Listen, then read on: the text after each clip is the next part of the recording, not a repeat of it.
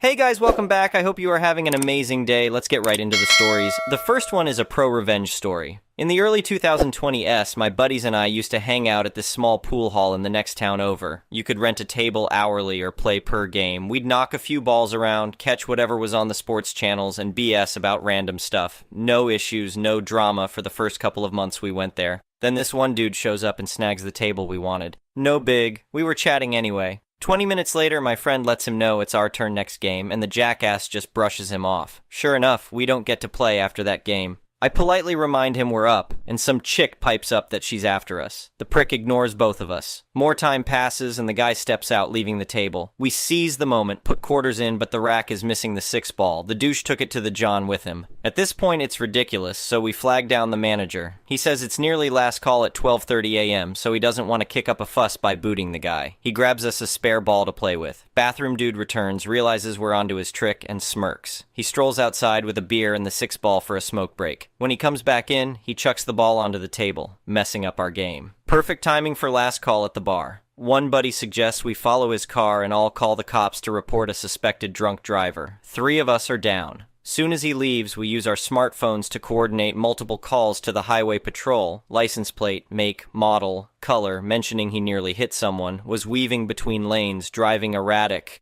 We only had like 15 minutes before he'd be home, probably. The 4th guy tailed him while the rest of us ratted him out. Dude calls excited. A cop pulled between them with lights flashing to pull the jerk over. Sure enough, that week's police blotter had him arrested, but not for DUI, driving on a suspended license. The next one is an entitled people story. Buying my first home was a dream come true. After years of scrimping and saving, I finally had a little place to call my own. It wasn't anything fancy, just a small, one-story house with a tiny yard. But to me, it was perfect. I took pride in every little detail, from the flower beds I planted to the wind chimes on the porch. This was my sanctuary. That feeling of peace was shattered when the neighbors from hell moved in next door. It was a family of 5 crammed into a beat-up old RV that looked like it would fall apart any minute. They parked that eyesore smack in the middle of their weed-choked yard, with barely enough room to open the door. I tried to give them the benefit of the doubt at first. Maybe they were just going through hard times and this was temporary. Oh, how wrong I was. Not only did they turn the RV into a permanent fixture, but they also had zero regard for anyone else around them. Loud music blasted from their rattletrap home day and night. The parents smoked and drank constantly, tossing their beer cans wherever they pleased. Their children ran wild, trampling my flowers and breaking my wind chimes without a care. I politely asked them to keep the noise down after 10 p.m. so I could sleep. They laughed in my face. I requested that they supervise their kids and prevent them from invading my yard. They cursed me out for being a child hater. Clearly, civil discussion wasn't getting me anywhere, so I started calling the cops to report the noise disturbances and vandalism. That only escalated the tension between us. The family took my complaints as a declaration of war. They cranked up the music louder just to spite me. Their demon children destroyed my flower beds and smashed my remaining wind chimes to bits. I installed a short fence around my property, hoping it would deter them. No such luck. One night, I awoke to a horrible scraping sound coming from outside. I rushed to the window and couldn't believe my eyes. The drunk father was attempting to park the RV in my yard. Tires tore through my grass and crushed my fence as he recklessly maneuvered the oversized vehicle just inches from my porch. I ran out there in my pajamas, screaming at them to stop. He just laughed maniacally, cutting the wheels in every direction and grinding my lawn into muddy ruts beneath the RV tires. I called the police, but they were little help as usual. They asked the family to move the RV back onto their own property, but couldn't force them to repair the extensive damage. My yard was left ruined, tire tracks cutting deep gouges in the mud. My crushed fence lay in splintered pieces on the ground. I broke down in tears surveying the aftermath. All my hard work destroyed in minutes by their careless disregard. I'd had enough of their abuse. These people had no respect for me or my home. I wanted them gone for good. After consulting a lawyer, I discovered I had solid grounds to sue them for the destruction of my property. My lawsuit demanded they pay for repairs plus extra damages for emotional distress. The court date arrived and the judge heard clear evidence of their negligence. Photos showed the location of the RV on my land. Multiple police reports backed up my claims of noise and vandalism issues, and the repair estimates proved just how expensive fixing their mess would be. The judge ruled entirely in my favor. The family was ordered to pay me over $5,000 in repairs and compensation. Of course, people like them never have that kind of money, but I was still satisfied knowing I I'd made them face some much-deserved consequences. In the end, though, it wasn't enough to make me want to stay. Every time I looked out my window at the RV next door, all I felt was rage and stress. Those people had ruined the tranquility of my home. The place I had once found so peaceful now filled me with anxiety. So I made the difficult choice to sell my house and move far away from those neighbors. Starting over in a new place wasn't easy, but it was worth it. Now I can sit on my porch in the evenings and enjoy the sounds of nature, not blaring music and shouting matches. My yard is my own again, not subject to vandalism and destruction. The neighbors here are friendly and respectful, exchanging nothing more than smiles and waves. I hate that I was forced out of a home I loved so much, but sometimes you have to let go of the past to make way for a happier future. I got my revenge in court, yet those people still won in the end. At least I can find comfort knowing karma will catch up to them eventually. For now, I'm building a better life in a peaceful place, free of RVs, litterbugs, and entitled jerks. The next one is a petty revenge story. This happened yesterday at my new next-door neighbor's townhouse. He bought the house a few weeks ago, and the movers came to unload the truck with his household stuff and move him in. A huge truck pulled into the driveway in front of his garage. When they opened up the back of the truck and looked at what was there, they told him that he needed to pay an additional $400 because of how much stuff he had, and that it would take 2 more hours to unload. He protested, but they threatened to leave and he could take it up with the moving company. They had him over a barrel and took the credit card payment. The movers asked him to open the garage door so they could take everything into the townhouse because the front door off to the side had about a dozen steps. There was a car in the garage and they asked him to remove it. He did. The truck pulled up and in about an hour, everything was unloaded and inside. But he had pulled the car in behind the truck, effectively preventing it from driving out. When they asked him to move it, he told them that his wife had the keys and was out shopping. She would be back in a couple hours, since they had told him and her that they needed a couple extra hours to unload. When they pushed back, he told them that he was paying for 2 more hours of their time. To it really didn't matter. She walked out the front door 2 houses later and moved her car till they could back out and leave. The next one is a malicious compliance story. I work at a hotel, I'm on the graveyard shift, and we have a continental breakfast from 6 to 9, and my shift ends at 7, so I'm in charge of setting up the breakfast. It's not a big deal, it's a smallish hotel and a small breakfast, but we do have waffles and a couple of waffle makers. Basically, guests come in, they get their batter out of a dispenser and make their waffles so they're fresh and hot. We have 2 seasons where I live, winter and construction season, and we get work crews that stay at the hotel on the boss's dime and then go out for whatever job they're working on, and we very frequently get this one crew of guys. They're great guys, they're polite, and they don't leave the breakfast room a mess, but their shifts start super early in the morning. We also get hunters who are in and out before 6, so I usually have everything set up by 5:30 for them. I say usually because I'm only human, sometimes I'm running late, it happens, but I'm never more than 5 minutes after 6. The workers and the hunters are super chill about it, they get it, and don't complain about waiting a couple of extra minutes. I also feel the need to add that the foreman is amongst them, so he's eating when they are. So, one day I'm running a little late. I got caught up with what I was doing and kinda lost track of time, so I was rushing to get everything set up while the guys are patiently waiting in the lobby. In enters Karen, who sees the time, sees the breakfast isn't ready, and decides to yell at me for it, saying that the sign says breakfast is from 6, 9, and should be started exactly at 6. I tried to keep working while talking to her so I could get the breakfast ready, but she decided that was rude, so I had to stop what I was doing and stand there with her yelling at me until she ran out of breath and I could finish setting up. Karen complains to the manager. I get a verbal warning that I have to have breakfast open by 6, as I was about 15 minutes behind because Karen was yelling at me when I would have been less than 4 if she'd let me ducking finish. Well, Karen was a stayover, and she was in the next day before 6. The manager refunded part of her stay under guest satisfaction, and I think she was hoping to find me doing something wrong so she could get another refund, but I was on my game and had everything set up by 5:30 like usual. She came in before the workers and saw me sitting at the front desk and sneered about me being lazy when I should be setting up breakfast. I told her the breakfast was already ready to go as the construction workers are entering, but I stand and walk over to block the doorway to the breakfast room and told them that I couldn't let them in because the manager said I had to start the breakfast at exactly 6 o'clock, so I couldn't let them back until then. And as I'm saying this, I'm looking directly at Karen. Slowly heads turn and Karen goes red and mutters something about coming back later and leaves, so I let the guys back.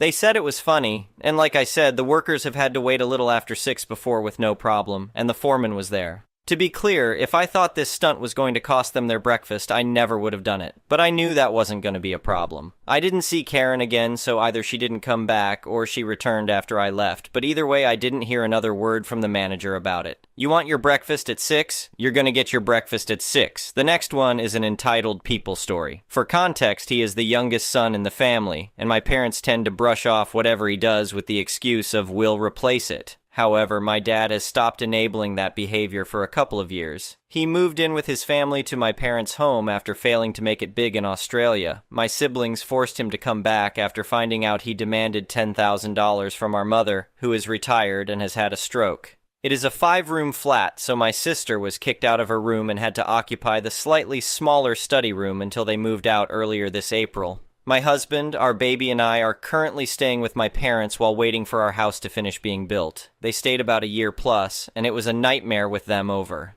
In that span of time, they complained about my son, who either needed to be soothed back to sleep or just refused to sleep while they were putting their newborn to sleep. I do feel guilty about that.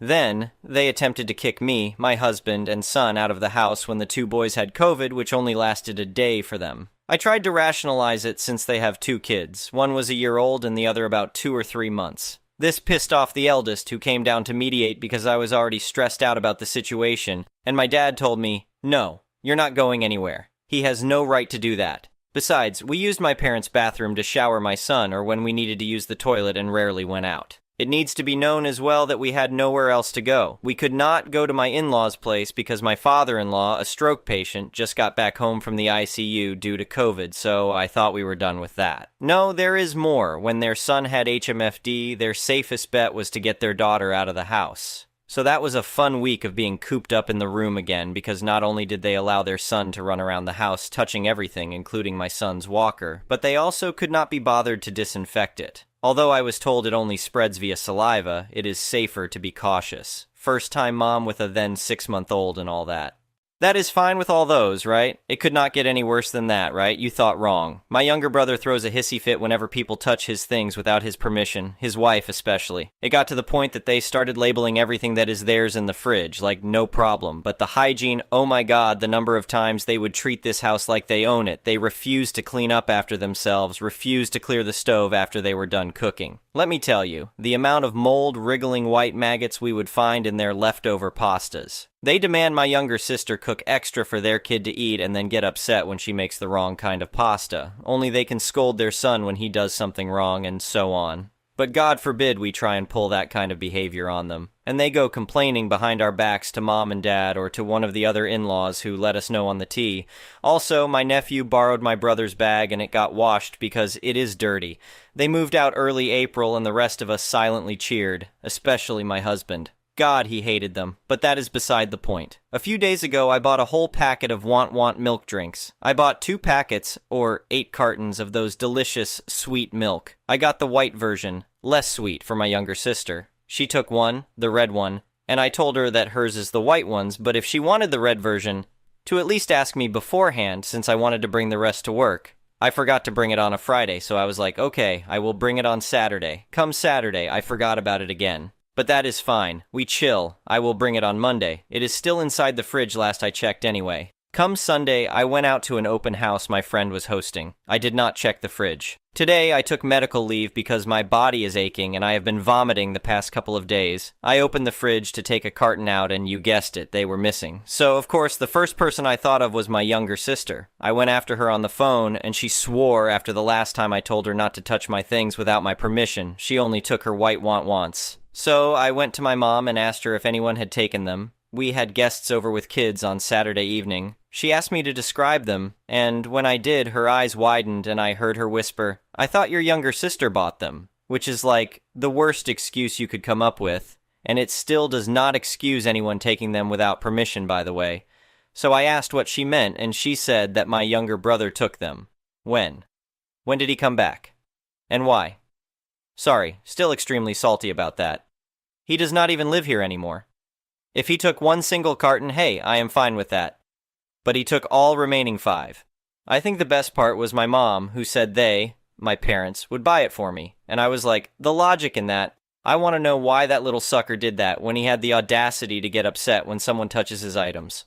So I blasted him on our WhatsApp group. My dad says he will replace it, and to start writing our names on the stuff we bought just to be safe. I replied back with, I can replace it on my own. I just wanted to know why he would do that without asking who it belongs to and if it was okay to take it. You do not see me waltzing into his home grabbing whatever we want. He does not even live with us anymore. Also, I might as well leave the house and rent a place instead if it means a 100% guarantee no one is going to take my things without telling me. While it is heavily cheaper to stay with my parents, I can choose to rent someplace else. My mom just refuses to let me do such a thing because I am also her eldest daughter and baby. But that is another story for another time. My eldest brother told me to quit it, messaged me directly saying the youngest of the brothers is the golden child and it is to be expected. I told him, I am not going to let our parents pull that behavior on me. I am not going to let them enable him. He is not the only one who knows how to throw a tantrum. This was spoken in the heat of the moment. I will not throw a tantrum, but I am not going to tolerate my parents enabling him further. I would have just kept quiet if my dad had just stopped at, we will investigate it. But the moment he mentioned replace, I lost all my patience. Everything is quiet as of now. No replies from my younger brother or his wife, or my parents too. I am simmering still, but not as angry. I will buy the drinks again if they still have them on sale later. I have always read about entitled siblings/family, but never really thought of my younger brother as one until he got married. Also, I am aware that I am an a-hole too. I am just sick of my mother always defending his actions or enabling it. Once my mom told my younger brother jokingly to slap our youngest. After the third slap and humiliating her, did our mom tell him to stop. She ran away from home for 3 days. I wonder why. This is an Asian household. I do not get why my younger brother is getting favored because our youngest, sister, is the most successful out of all of us. I am extremely petty. That is why my younger sister always listens to my warnings. The last time she did not listen to me to stop using my makeup remover when she already has one, I went and used up all of hers. Since then, she has always heeded my warnings and would ask my permission in advance if she needs to borrow or use something of mine. I have gotten into a scuffle with my youngest brother as well, but I am pretty sure he has got nothing inside that head of his because he has learned nothing. The next one is an entitled parent story.